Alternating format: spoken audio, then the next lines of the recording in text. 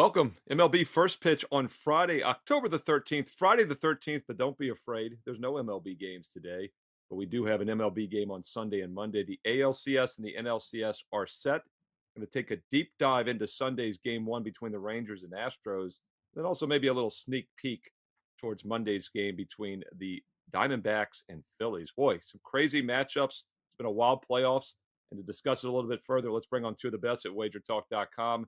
Bryan Leonard and Tokyo Brandon. And by the way, I am Steve Merrill, filling in for Dan Alexander. He'll be back next week. Don't you worry. And Bryan Leonard, we touched on it a little bit on yesterday's show. We took a little sneak peek, but let's dive deeper now that we're getting closer to game one on Sunday.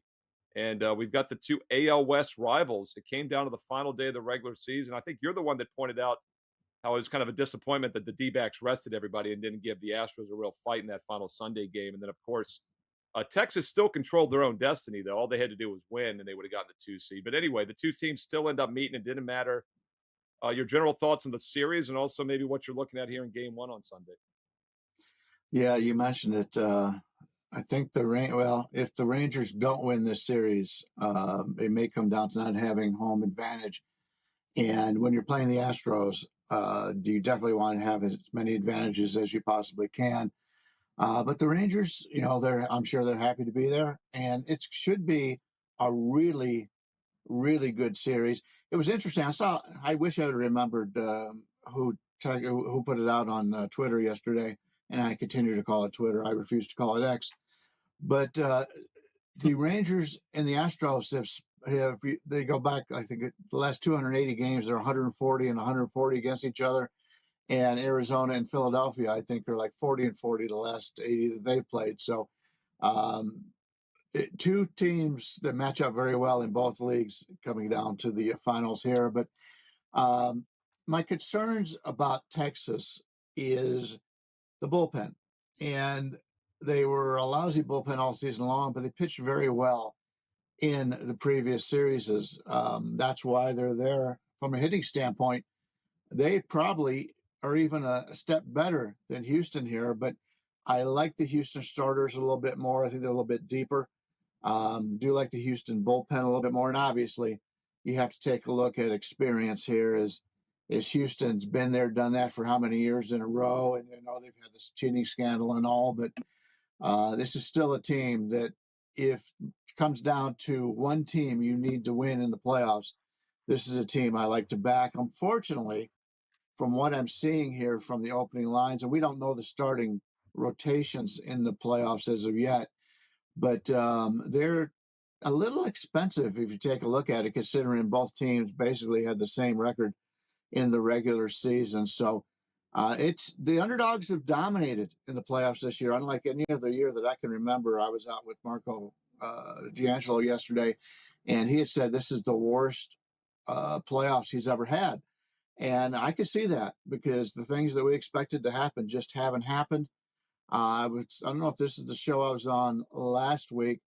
I predicted Philadelphia to beat Atlanta in 5, and I had a comment after the show saying there's no way in hell Philadelphia is going to win this series. Well, I guess I gave the Braves too much credit because they beat them in 4 instead of 5. So we'll have to see what happens. But it's been an underdog playoff so far, and all 4 of these teams are teams I can root for one way or another. So it's going to be interesting, but it's hard to make judgments this early without knowing what the rotations are going to be and who's going to be pitching against each other. But if you take a look at both teams combined, especially here in the American League, these two teams are very close, and anything can happen. I would assume the series will not be a sweep. I think it'll go the distance or pretty close to it. But I can make a case for both sides here, and until we see what kind of numbers we're actually betting into, it's tough to make a judgment. Yeah, and Tokyo Brandon, I'll throw it to you. You're a former MLB scout, so obviously you're a baseball expert to say the least. You do extremely well with Asian baseball, of course. It's in your name. But we don't exactly have the starters. But as we were talking off air, you can kind of project who it might be. I'm actually seeing Verlander listed for game one in several locations. So I think that's kind of known. Valdez, who I think might go for Texas, and then they're going to use Scherzer. I've seen listed for game 2 against Valdez. So, Brandon, give me your thoughts on that, and also, how you're approaching this series overall, including maybe game 1 on Sunday. Guess is they're gonna put Jordan Montgomery out for game 1 because he's rested Well, and he's been their game 1 starter. That's my guess. All we can do is guess at this point. But Jordan Montgomery's been an absolute stud since he's moved over to Texas, and it's kind of unexpected that he's playing this well. As a matter of fact, I don't think anyone expected Texas Rangers to still be here at this point. So, like Brian said, to add to that, the key word to the playoffs this year has been underdogs. The 2 best teams, the Dodgers and the Braves, are out, and, I think the Astros are pretty much the only team that people expected still to be here. Um, Another theme I see in these playoffs is, uh, teams on a roll tend to keep the momentum going, and, rest has killed other teams. The Phillies and the Rangers are just the hottest teams in baseball right now, and, the Astros did win their series, but they just didn't seem as hot as the Rangers. Um, I've seen some really poor managerial decisions lose, games and lose series. The Toronto Blue Jays, their managers single-handedly lost their series for them, and, Baltimore Orioles also made some kind of head-scratching decisions. Um, I didn't expect the Orioles to be here at this point, but the Phillies just seem like a team of destiny to me. Uh, the jump of the Phillies Diamondbacks, they're probably going to be fairly heavy favorites starting in the National League Series there. I imagine we're going to see Wheeler go for the Phillies. I mean, I expect the teams to start their typical game 1 starters, which is why I expect to see Montgomery. If you look at, Verlander and Montgomery, they're 2 of the longest pitchers, and I know my outs recorded plays have not been working very well in the playoffs, but when the numbers come out for outs recorded, if either one of those guys are 14 and a half, 14 and a half equals, are you going to finish the 5th inning or not? I'll definitely be taking overs on both of those guys because the Phillies and the Rangers, you'll notice that the managers who make smart decisions with pitching are still in the game. And I think what I've seen is the Rangers and the Phillies are the smartest decisions with their pitching staff. Brian mentioned that the Texas Rangers bullpen was not one of the best ones in the regular season. He's right. I agree totally with that. But the manager, Bochy's been using them really wisely in these playoffs, which is why the Rangers are still here. They do have some good arms at the top of the bullpen. The problem is the middle of their bullpen is really weak. I don't really like the Rangers rotation with Dane Dunning either. He's not one of my favorites, but I do like Montgomery. Montgomery's another guy like Sonny Gray. It's like it's when you leave the New York Yankees, you all of a sudden blossom in your career for some reason. I don't know why that is. Maybe it's the media pressure, but both of those guys have certainly blossomed. What I expect to see in these series, though, another theme is a lot of games have been very close. When the playoffs first started, almost every game was a one-run game. So when these series unfold, I'm going to be looking to play a lot of plus 1.5s if if the odds, if the numbers, if the price is good enough to play it. I expect to see a lot of one and a half plus 1.5s on my card if the odds are good enough, especially in the Rangers Astros series. If you look at Verlander, how he performs against the Rangers, he has a sub 700 OPS lifetime. Montgomery also has a sub 700 OPS lifetime against Astros. So I expect that to be an under. I think the book has it at 9. Uh, yeah, I believe that was a 9. So an under in the first 5 would be a decent play for that as well. But I'm going to be looking for a lot of unders and a lot of plus 1.5s in the Rangers and Astros series. Yeah, and right now the look ahead line is available. If you look at the Wager Talk live odds screen for Sunday, even without the pitchers officially listed, totals 8.5 over Right. 20. So we'll see if we get that key number of 9. Obviously, 9 is a very key number when we're talking about unders and I've totals. seen 9s in And some books, by the way. yeah, Yeah. in fact, actually, I'm looking right now. DraftKings actually has a 9 under 20, and that's obviously a pretty Yeah. big book. So you're right, Brandon. I think And that's a huge Pinnacle might difference. I mean, have it at 9 under 9 as 20, 8 well. over 20, Yeah. 8.5 overs.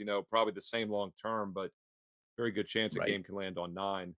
I think you're right also, Brandon, about Montgomery. I was looking here. Valdi made the last start, so I don't know why. One of the sources I was looking at had Valdi penciled in. I don't think that's I don't possible. think so. Um, Yeah. yeah, Montgomery has an extra day of rest on him.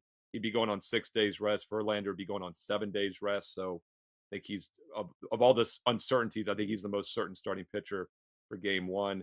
We'll talk about the bullpens real quick. I mentioned that Dave Sharapan pointed out that he heard on MLB Network, and then he sent me the numbers a couple weeks ago before the playoffs started that the last 3 or 4 seasons, actually the Nationals were kind of the outlier back in 19, but the other three World Series winners the last 3 years, about 50% of the total innings pitched in the playoffs have come from their bullpen, from relievers, which shows how less important starting pitching has become even in the postseason. And I use that great knowledge to say had the Orioles had a huge bullpen edge over the Rangers a week ago here on this show last Friday, and of course that did not matter at all. So we'll see if that Texas bullpen weakness continues to catch up to them or not. Just looking at the regular season rankings, the Astros had the sixth best bullpen ERA. Rangers were 24th. But if you look at the whip, walks and hits per innings pitch, which I actually think is the best pitching metric overall, Astros were 10th, Rangers were 13th. So maybe Texas is a better bullpen than that ERA stat suggests, but it's something to keep an eye on. Mm. And it's probably the one big edge that Houston has in this best of seven series. Let's turn it over to the NL while we have a couple minutes here. Not till Monday, game one between the Diamondbacks and the Phillies. And Brian, I'll throw it back to you. With all the craziness that we've had, we have three 100-win teams that don't even force an elimination game, and they lose to combine, what was it, 9-1, 9 games to 1 they lost in the playoffs. Yet we're the most certain likely outcome, not certain, the most likely outcome is a repeat of last year's World Series. Phillies and Astros are both favorites. So with all the craziness, the odds say a 36% chance, by the way, that the Phillies and Astros meet. That's the true odds if you look at the series prices. 16% chance that the Rangers and D-backs meet. So about a 50% chance we get something else. Brian, your brief thoughts here on game one Monday, not necessarily game one, but maybe just the series in general. The Diamondbacks are obviously the Cinderella story, but the new rule changes helped Texas. I said that in the preseason, base stealing, left-handed lineup. And I think it's helped Arizona a little bit as well. So maybe it shouldn't be a surprise that the D-backs are here. It's interesting. You mentioned three 100-win teams did not make it this year. I went back last year; it was the same thing. So in the last 2 years, there's been 6 teams that won 100 games that didn't make it this far. Talks about the parity in baseball, and you get certain teams that are hot, and you can ride them. And I guess I haven't done enough of that. But this Arizona Diamondbacks team is that way. I think anybody who has followed baseball all season long can make cases for 3 of these 4 teams to win it all. I like Arizona. I really do. I spent a lot of time in Phoenix. I'm really hoping they do well. But I still think they're a step down and they're just a team that's gotten hot. Very similar. I known a lot from my hockey over the last few years. It reminds me a lot of the Florida team, the Florida Panthers last year, who came out of nowhere, got hot, went all the way to the championship, and then they played a superior team that was also playing very well, and they weren't competitive. I'm afraid Arizona is going to run into that here against this Philadelphia Phillies team. Now, will there be a situation where the Phillies might overlook Arizona?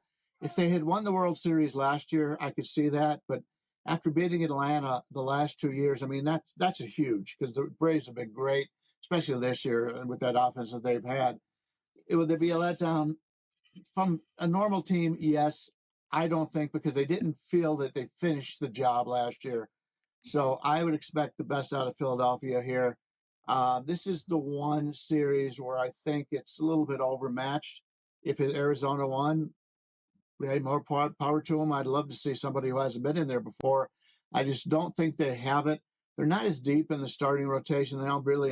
Brandon Pfaadt's starting to come around, and he's got a great future coming. But I don't see him being ready to compete at this level as one of your 3 guys. So I look for Philadelphia to win this series rather easily, and then go on to the World Series. And as I mentioned before, either one of those teams could win. So looking forward to it. And I do much better on picking individual games than I do picking series. And as of right now, without knowing who the starters are going to be, it's tough for me to make that commitment. Yeah, and it'll be interesting to see if the momentum dies here. Arizona's a perfect 5-0 in the postseason. Every one of their games has been a two-run win or more, even though they've been an underdog in every one of those games. So it's just been an incredible run. But now they have a full 4 days off, like Brian was saying, because they won too quickly against the LA Dodgers, maybe, and killed that momentum.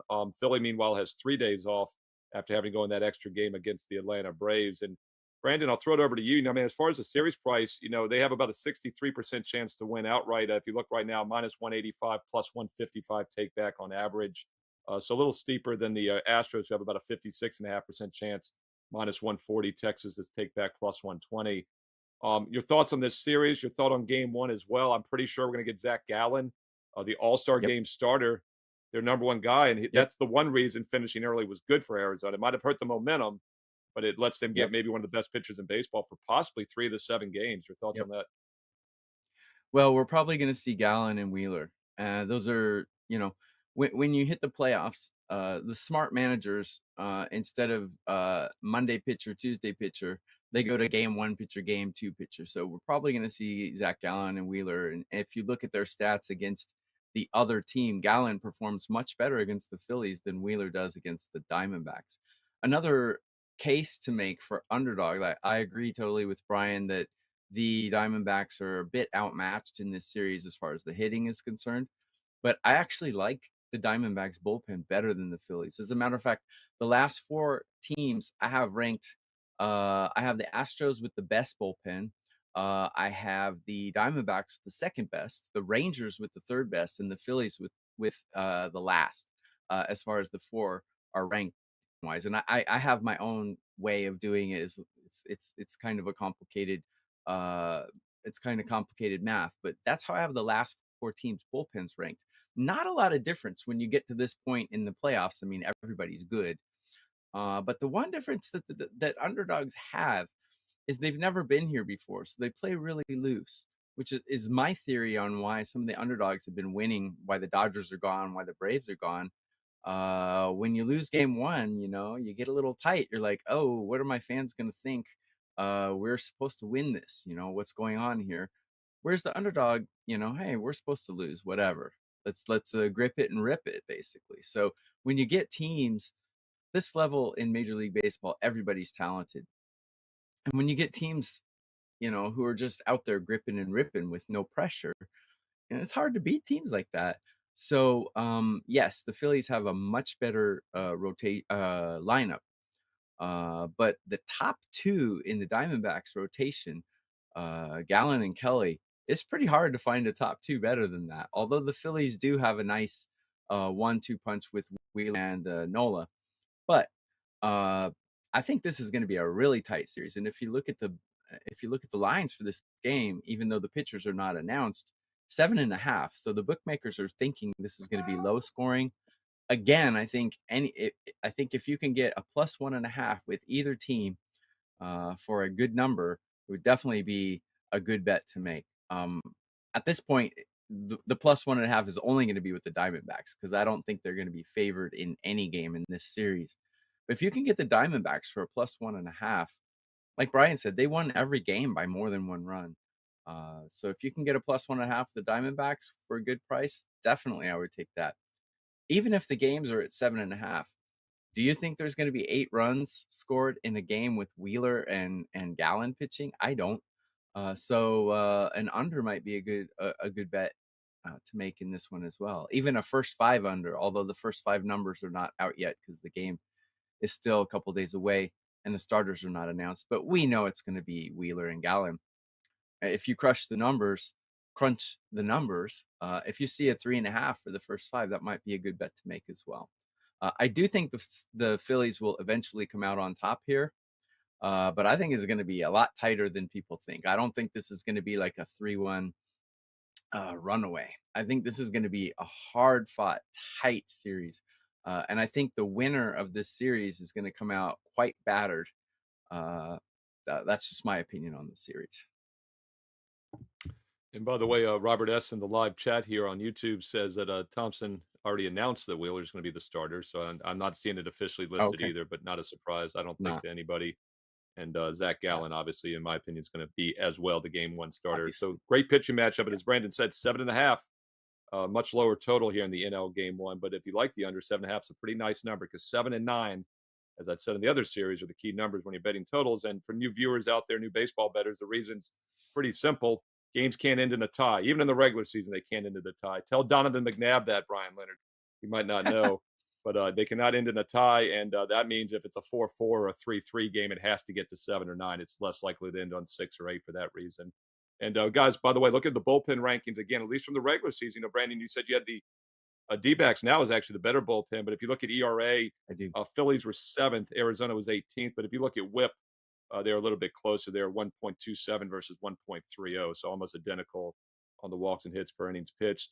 One thing I like to do, guys, is look at road numbers only for offense because it takes out certain home fields. Obviously, the Rockies are the extreme example, or the Cubs, but D-backs have a little bit of an offensive edge at times at home too, with the roof open or closed. So looking at road numbers only this year in offense, let's look at on base plus slugging, the best, I think, overall metric for total offense.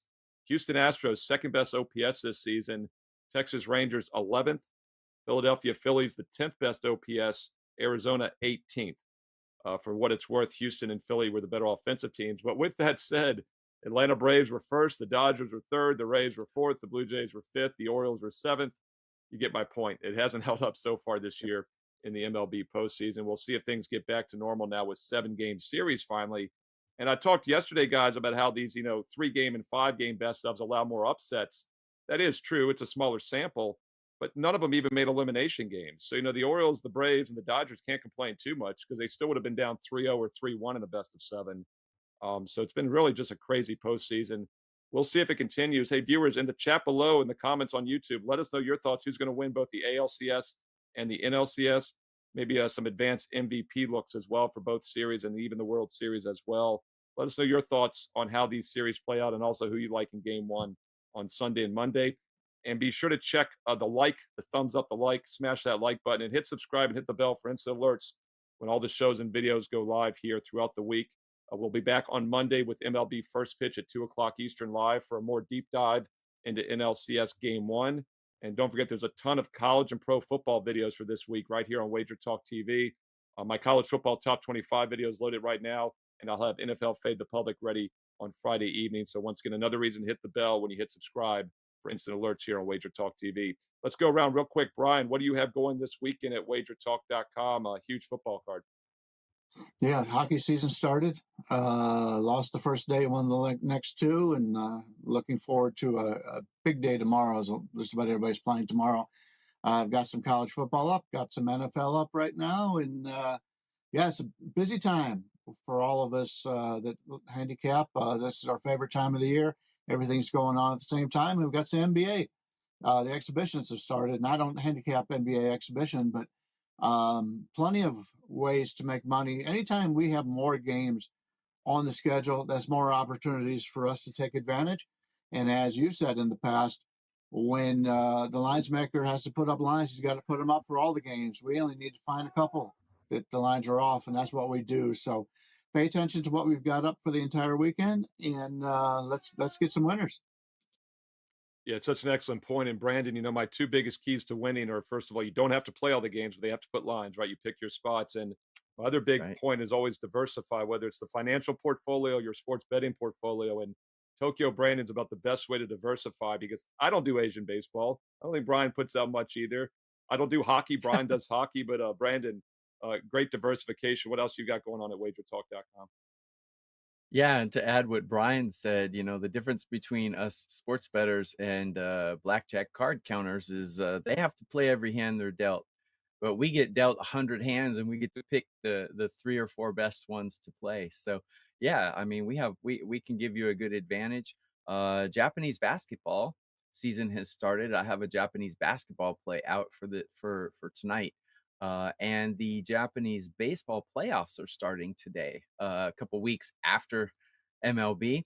And the KBO Korean baseball playoffs will be starting in a couple of days. So I do have plays for Japanese baseball and Japanese basketball for today for some extreme diversity to your profile. Wager Talk allows me to price my non-American sports at $9 a game all week long. So it's nice value for your diversification of your portfolio.